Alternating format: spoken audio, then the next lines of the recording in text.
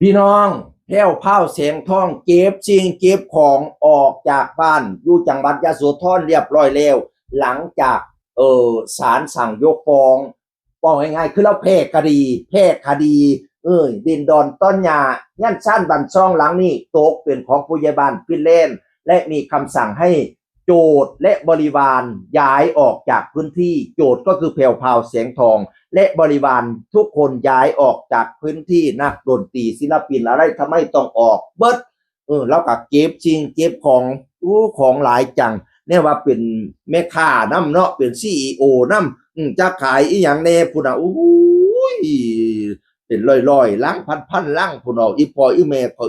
ไปฝากไปเฮียนไปเจียวพนะว่าฝากไปก่อนนะป้าเจียวค่อยๆเก็บค่อยๆหาสร้างไม่เริ่มไม่ขอบคุณทุกคนที่ร่วมด้วยช่วยกันไม่ทิ้งกันไปไหนพนะว่านะโอ้กะสิขนเติมโดนเติมเนาะของหลายพี่น้อง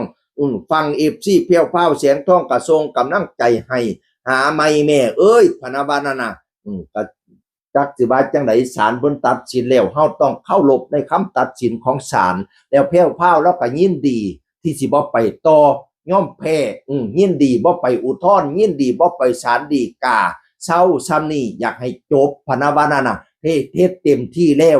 แล้วก็ขอโทษญาติพี่น้องขอโทษแม่เทพขอโทษยายทวดขอโทษป้าแจ๋วขอโทษพ่อการ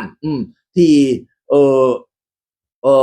เฮ็ดให้มันเป็นจังซี่ว่าซั่นว่านั่นน่ะ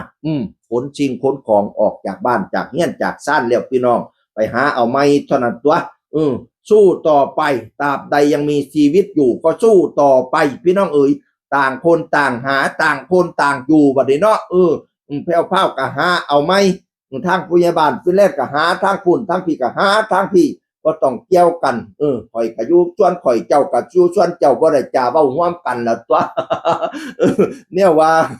เนี่ยว่าคือสิให้เพิ่นถือกันคือสิยากอยู่ให้เว้ากันดีๆก็คือสิยากอยู่ก็ต่างคนต่างอยู่ซะเนาะคันบ่เว้ากันคำเว้ากันดีๆบ่ได้ก็ต่างคนต่างไปซะ